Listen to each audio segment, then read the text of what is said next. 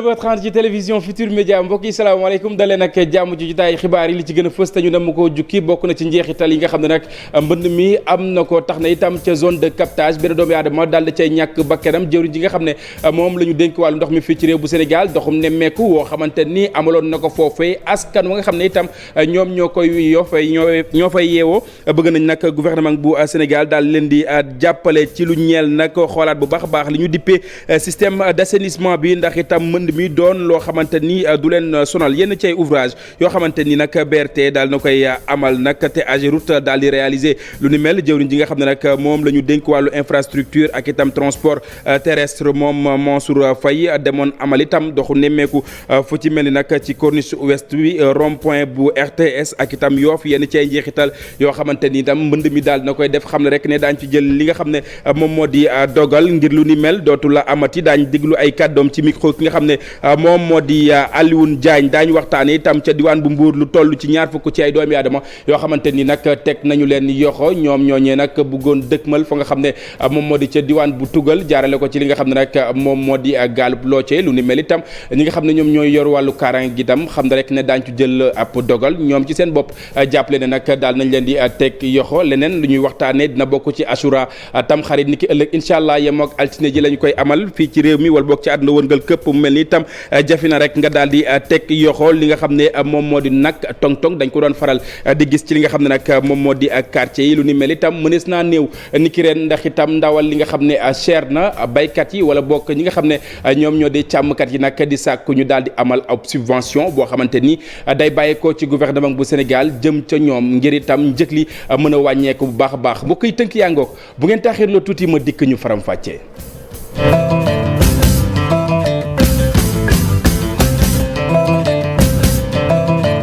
xibaar ñu door ko ak nañu ko junjee woon ca zone de captage foofee nag askan wa nga xam ne itam ñoom ñoo fay yeewoo ñenn ci ñoom amuñu foo xamante ni nag mënees na faa tëdd ndax itam makkaan yoo xamante ni dafa fees dell ak ndox ci la jamono itam bëgg nañ ñu daal di leen di dimbali donte jafe-jafe ñu ngi koy dund lu soxal itam wàllu système bu assainissement bi itam bëgg nañ ñu daal di koy coppi ndax ndox mi saa yu ñëwatee nawet mën a dem Alxasan Ba Alioune Diagne ñoo fa doxantu woon ngir amal aw reportage ñu seetaan. ndaw yi ñoom foo ci ndox mi moo leen neex fàtte jafe-jafe yi nga xamante ni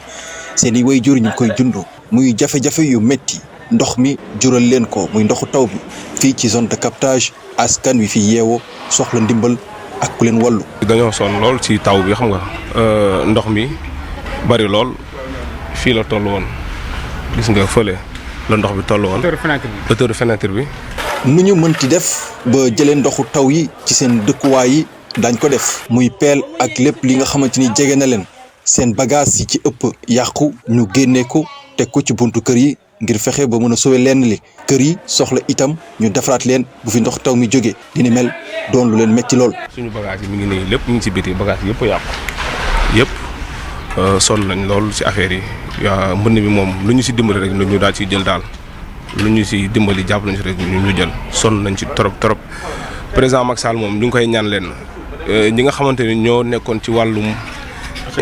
assainissement bi diggante 2012 ba 2022 liggéeyuñ fi dara xoolal ndox mi lii dafa ñaaw daal. yàlla sunu borom ñëw na ak i ndogalam te il est temps tam ñu waxante dëgg fi réew mi toll ak fi àddina toll il faut état bi jóg ci xoolaat nan la ñuy assainir réew mi. ndax lu mel nii toog sa biir kër toog ba yàgg ndox mi dagg fekk si la métti na teyit ba fu métti yem mais xam nga lii fi ne ci dégâts matériel yàqu kenn mun la wax xayma bi ni mu toll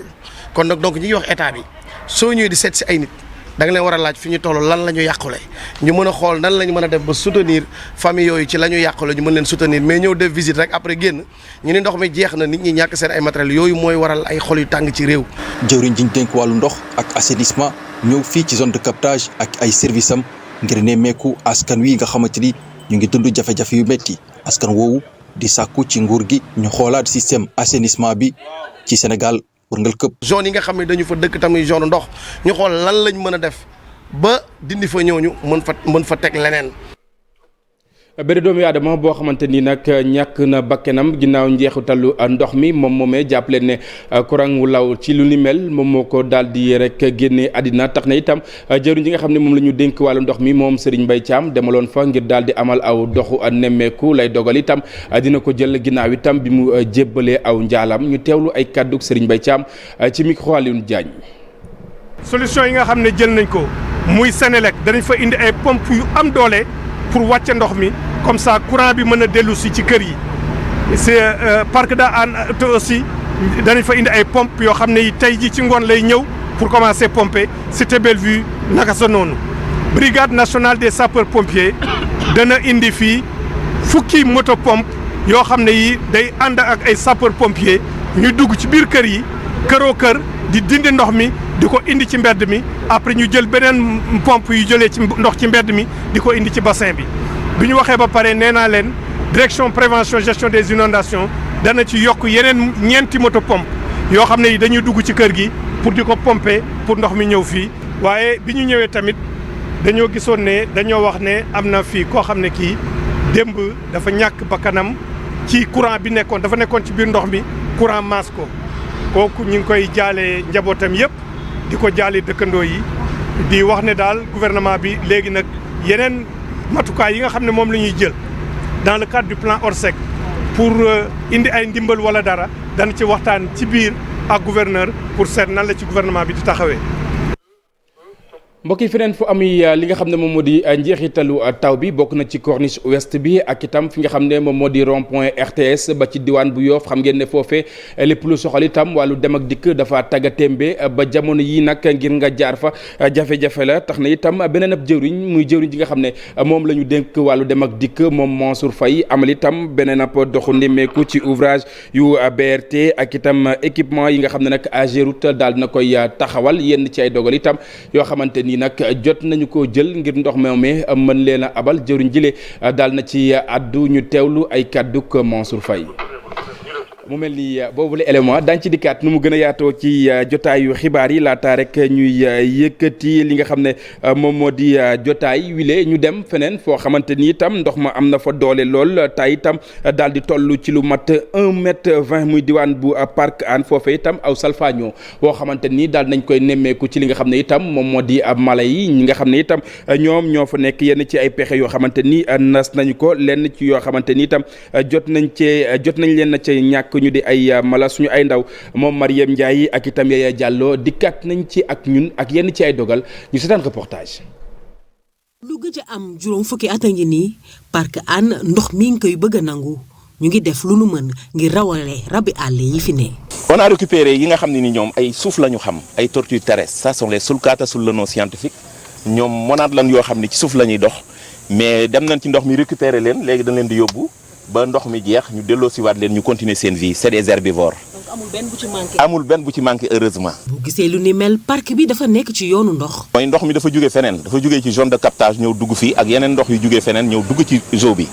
lii am nag musta am parce que am na ñoo xam ne nee nañ 58 ans ñu ngi fiy fréquenté mais mosuñoo gis lu mel nii c'est la première fois bi mu amee aussi suñ préoccupation mooy les animaux bi ñu demee moo tax ñu xuus ci ndox mi ak hauteur bu 1m20 mais bi ñu duggee vraiment gisuñu benn risque. ñëpp ñi liggéey ci wàll wi nag ñu ngi taxaw ngir génnee ndox mi. depuis nag bi mbir mi commencé ba léegi nag ñun xam ngeen ne gouvernement bi dafa déclenché plan Orsec plan la boo xam ni tey service état yi yëpp ñëpp lëkkaloo ànd di jéem a saafara mbir mi donc en rapport avec service état yi ñu gën a jël nañu toutes les dispositions pour que ndox mi dem ci géej gi. fi canal bi bouché woon débouché nañ ko ndox baa ngi wàll di dem. kilifay parc bi nag ñu ngi dalal xel yi ndax teg nañu yoxo ci situation bi ci kanamu buuru àll bi nga xam ni mi ngi mel ni kuy saytu parc bi. Mariam jàppal la yenn ci ay mbonaat itam jot nañ leen sauvé ci jafe-jafe yi nga xam ne ñu ngi ko doon dund keneen ci ko doomi aadama boo xamante ni ñàkk na bakkenam ci ndox mi nga xam ne itam daal nay wàcc ci ndakaaru ak li ko wër bokk na ci corniche ouest foofee itam xam ngeen ne jot nañ ci rek xaatim benn doomi aadama boo xamante ni ci la daal di faatu rond point RTS itam ndox mi bari na fa lool ba ci sax fi nga xam ne nag moom moo di diwaan bu Yoff fi jege lool li nga xam ne moom moo di hôpital bi jëruñ ji nga xam ne itam moom la ñu dénk wàllu dem ak dikk doxu nemmeeku woo xamante ni amaloon na ko ci wàll wi dogali ñu jël ak yeneen yi nga xam ne itam nam nañ koo jël ngir ndox mu ni mel bu excédé rek mën a jàll yoonam ñu teewlu ay kàddu ko Mansour Faye ci micro Alioune Diagne. def nañ fa l'autopont de Yoff ñu doon xool lan moo doon problème bi et travaux yi gis nañu travaux yi macha allah jaar na yoon et que ndox mi c'est vrai am na loo xam ne dugg na ci biir Philippe Maguilène Senghor mais taxu ko fa yàgg bu fa defee ñaari waxtu ca la yam mais il faut ñu xam maintenant ban solution moo mën a am ci diggante service yi pour ndox mi mën a gaaw a dem te du dugg ci biir Philippe Maguilène Senghor loolu daañ ci liggéey bu baax a baax mais à côté gis nañu aussi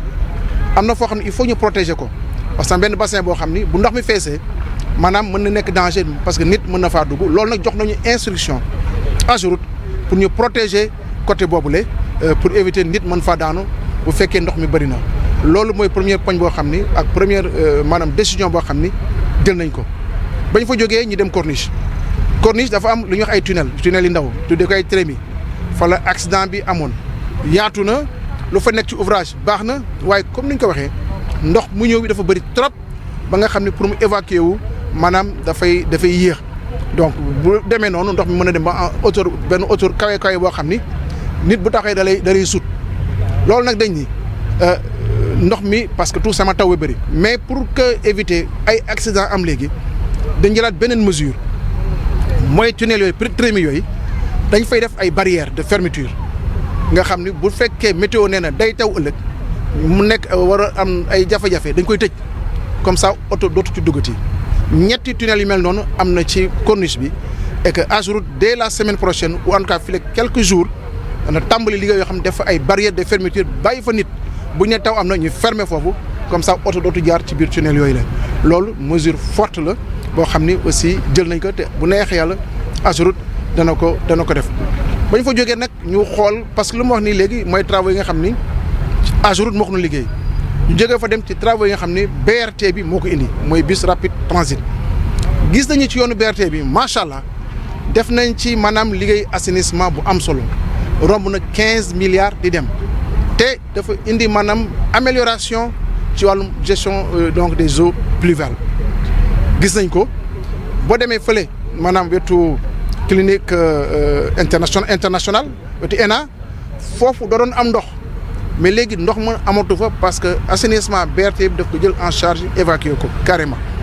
buy am ay taataal xam nga buy taw nii kenn jël vidéo rek fii ni ate mais instant boobu la mais bu defee quelques minutes ndox mi day dem fii ci RTS ñëpp ku yàgg nekk Dakar yaa ngay xam ne RTS moom bu daan taw ndox mi kenn du fi jaar mais tey gis nañu travaux BRT bi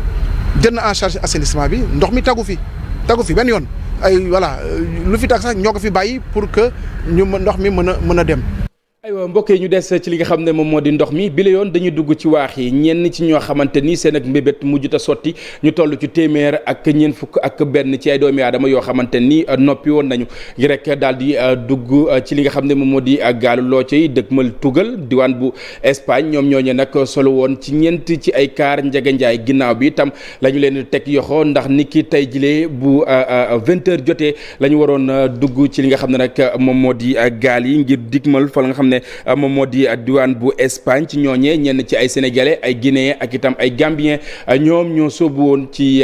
kaar yooyee nag ngir bëggoon a dëkkmal foofe ci la jamono itam gendarmerie daal nay ubbi aw l'enquête Abdourahmane Diallo diwaan bu Mbour moo dikk ak ñun ci boobule bataaxal.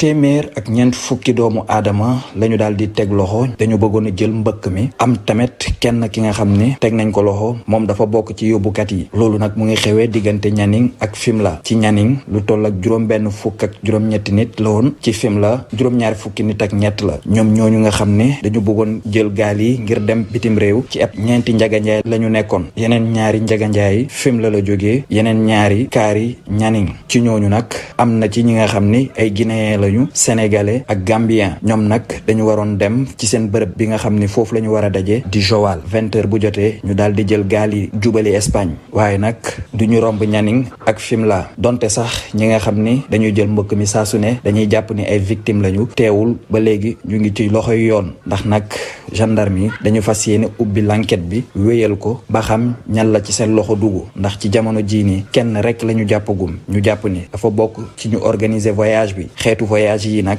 dañuy njortu ni nit ñi bari seen loxo tàkk na ci lu jëm nag ci wàllu mbëkk mi mën nañu wax ni dafa tàmbalewaat fii ci Mbour ndax dimanche bii ñu génn am na lu ëpp 20 doomu aadama yi nga xam ne jàppoon nañ leen ci Mbour ci quartier Tefes ñoom dañu bëggoon profité ci coowal élection yi daal di jël gaal ngir dem seen yoon.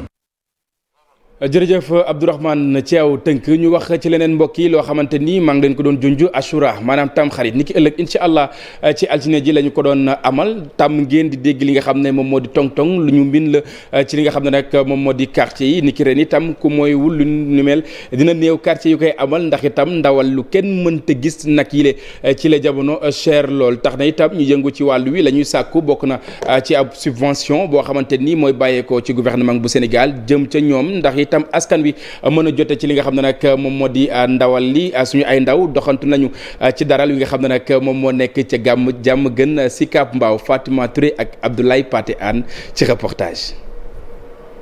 foire nationale bu jàmm gën Sicap Mbao ca banlieue dakaroise mu mel ni tam xarit bi ñu ngi ko fay waajal bu baax client yi ñoom ñi li nag ñëw ngir daati jënd li nga xam ni moo di ndawal wante seeraayu njëkk yi yéem na leen. nag amul parce que au lieu nag yi dañoo waroon ñëw suba wala ginnaaw suba mais chauffeur yi dañoo grève nag yi bëriwul dafa seer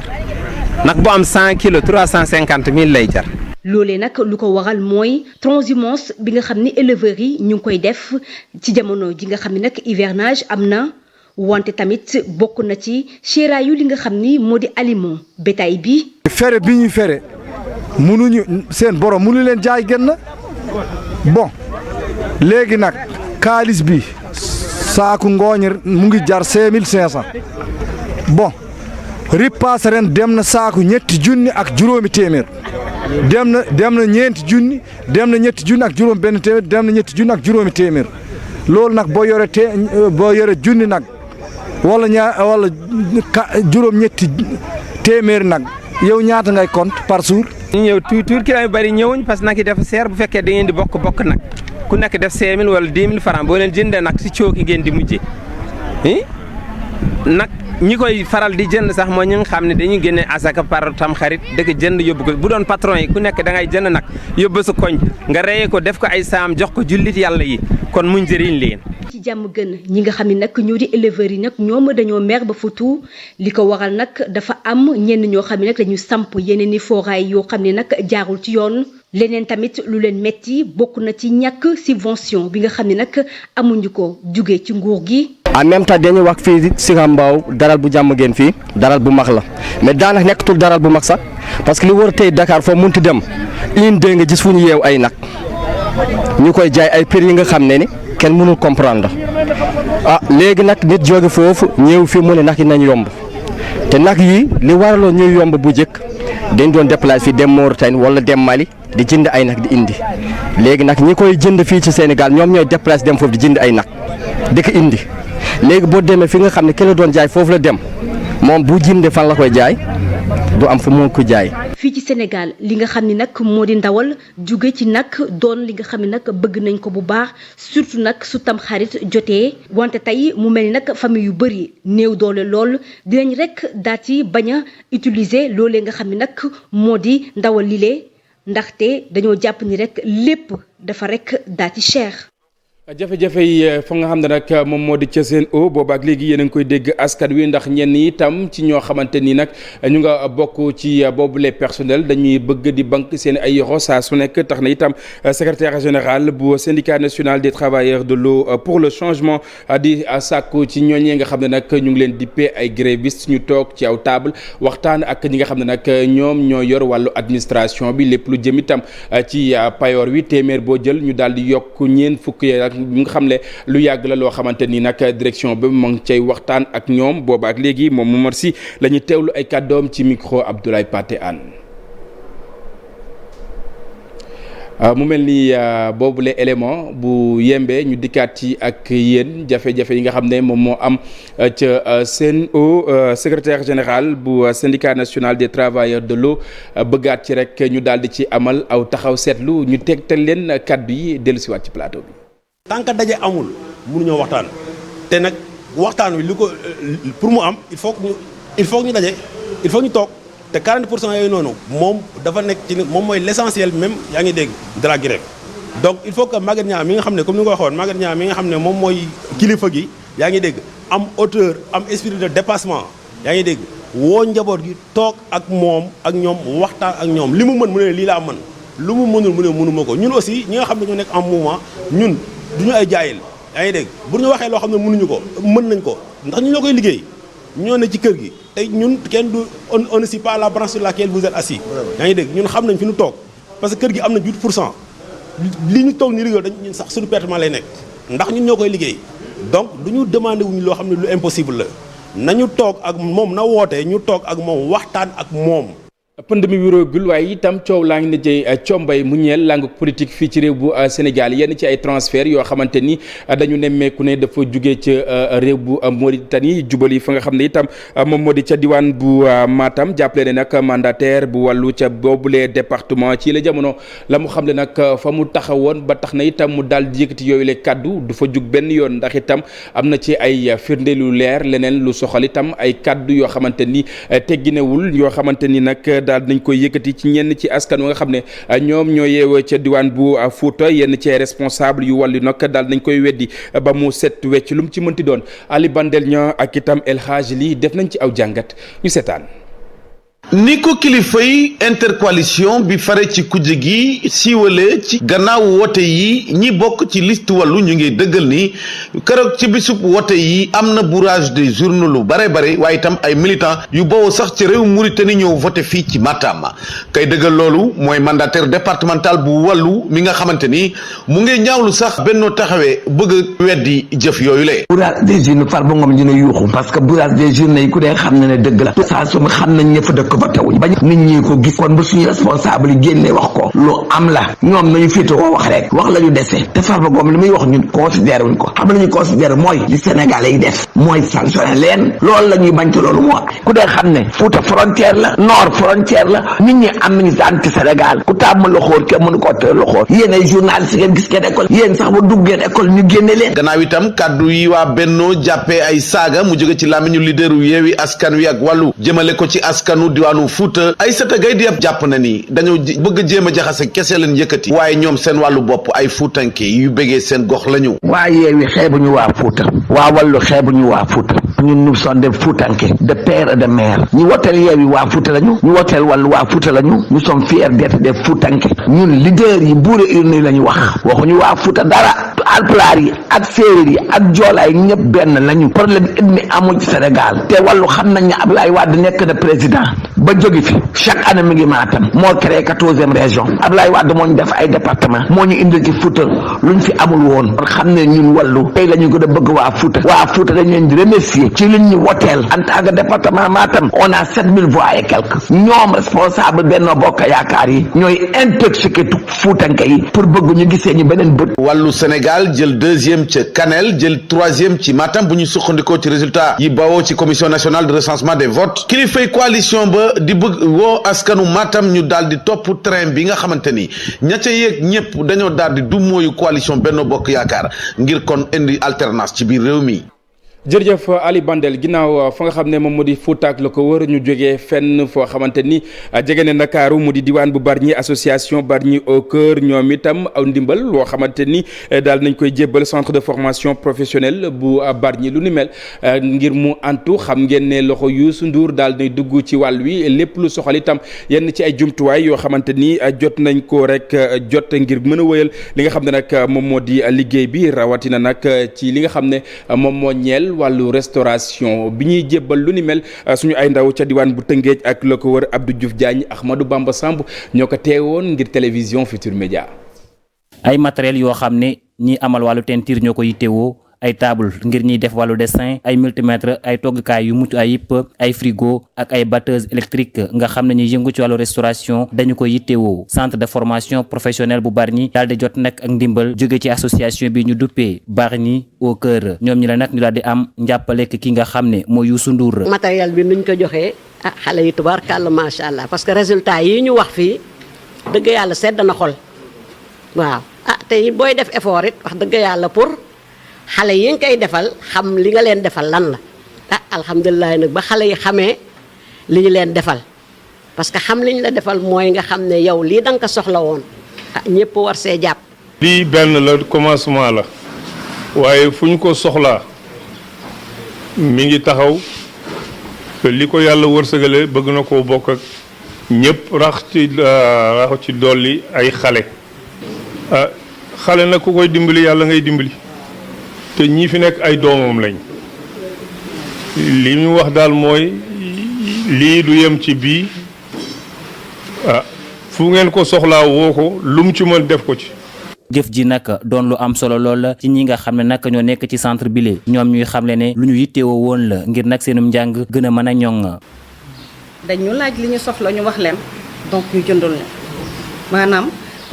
comme ni ñuy wax booy may nit ki da ngay xool li mu bëgg ak li mu soxla ñoom nag dañuy laaj ñu nit ñu wax leen. malheureusement sur le marché masque yi ñuy gis ak yooyu dafay cher élèves bi duñ ko mën jënd donc ñoom dimbale nañ ci côté boobu parce que il faut tamit xale bi boo ko jàngalee nga mettre ko dans de bonnes conditions d'hygiène et de sécurité. multimètre nga xamante ne benn rek la ñu doon am man maa koy denc sama armoire parce que on gardait ça jalousement benn bi rek fii boo demee di ko jënd. On nous vendait ça à 100 et quelques mille. Imaginez benn multimètre ci biir classe ñu koy passante. Eux, ils nous ont amené des paquets. 5 paquets de multimètres. Machallah. Directrice école ba nag jaaree seen ndaje ma daal di sàkku nag seen école boobule ñu daal di koy def ab centre d'examen bu boobaa ndongo yi deetuñu fi jóge di dem Ndakaaru lu ni mel nag metti lool ci ñoom. jumtuwaay yooyu nag la ñu dippee wàllu teinture dessin ak itam lépp lu ñeel wàllu batteuse ci kàllaamay tubaab ñu wéyal xibaar yi mbokk yi wax itam ci leneen benn doom réew bu Sénégal la boo xamante ni xarañteefam kenn dootu ko natable muy yoo ci turu Massaw Ka di doomu Ndar Géej ñu koy woowee nag El Junior moom noonee nag lépp lu soxal wàllu photographe yenn ci loo xamante ni da koy copparti di ko amal ci li nga xam ne nag moom moo di gaar yi nga xam ne ñoom ñoo nekk fii ci réew bu Sénégal bu ci nuppi itam ñenn ci ñoo xamante ni dañuy salfaañe lu ni mel lay rek daal di naqarlu ginnaaw itam baat ak tontu boo xamante ni seqoon na ko ak Ousseynou Diop Habib Seck ci reportage. exposition bi mi ngi ko def jëmale ko ci wàllu gaar yi Sénégal am yii nekk ci anam bu doy waar ya ca des ba léegi ñu nga dox moom nag Massaw Ka lay wéy ci turam tur artisanam dëgg-dëgg nag El Junior lañ ko duppee. exposition bi ñu ngi tuddee gaar yi ñàkk sàmm gaar yi nag doon li nga xamante ni lu ko naqari la. ngi jógee woon Saint-Louis jëm ba Dakar donc maanaam gaaru Saint-Louis laa tàmbalee di photographier jëm ba gaaru Dakar maanaam li ko sabab mooy bu njëkk li ma intéressé woon rek juste mooy bâtiment bi architecture. gaar yi seeni melokaan doon li ko yéem muy ñaan sax ñu daal leen di tëggaat ngir ñu mën a méngoo ak jamono. sama réflexion ci beneen anam maanaam di poser ay yeneen question lu tax. sàmmuñu sunay gaar parce que gaar yi ak histoire train bi am na lu mu tënk maanaam si taarix buñ ko xoolee am na lu très am solo si sunu histoire. gaar yi nga xamante ni ñoo ko gën a yéem bokk na ci gaar bu Ndar bile ci gis-gisam dañ ko war a defaraat. formation bu ñu jëlee gaaru Saint-Louis tey jii marché la ba boo xoolee sax marché bi dafa nëbb gaar gi ba alors que patrimoine la donc tey jii mënoon ko restaurer sax même defar ko mu nekk musée te ñu ci waxtaan taarixu Saint-Louis ak chemin de fer. Massaw Ka di El Junior di photographe boo xamante ni ràññee nañ ko lool ci diwaanu Ndar Géej gis-gis bi mu am nag ci gaar yi tax na mu daal di def tournée bu rëy dem ca Ndar Paal Thiès Tivaouane ak Ndakaaru ngir mën a photo gaar yi seen melokaan mu gis ni nag ci taarix la ñu bokk te kon dañ leen a war a gën a mën a sàmm. jërëjëf Ousseynou Diop ñu sant ko bu baax a baax gërëm ko mbokk yi leneen ci xibaar yi mu ñeel wàllu tàggat yaram bokk na ci combat wi nga xam ne nag moom moo nar a dox ci diggante Gris Bordeaux ak itam Balla Gaye 2 xam ngeen nag léegi ñu daal di rek songo mu mel nag ay simili yu tuuti moom moo des ñu daal di amal li nga xam ne nag moom moo di grand combat bi ana kan mooy daañ ko xam léegi incha allah du yàgg dara ci diggante doomu Fass boobee ak itam doomu Géejawaay mbokk yi waxtu yëkkati jotaay jot na dig daje ak rédaction bu télévision Futur Média 20h Sara Cissé ngeen di àndal ci xibaar yi ci kàllaamay français lu mooy loolee itam ma jox leen daje ni ki ëllëg incha allah à partir de 6h30 ci seen émission info du matin mu ñeel li nga xam ne nag moom moo di revue des titres lu mooy loolee itam woy leen di des ak programme bu télévision Futur Média jaa ngeen jëf mbokk yi ñu fanaan jàmm.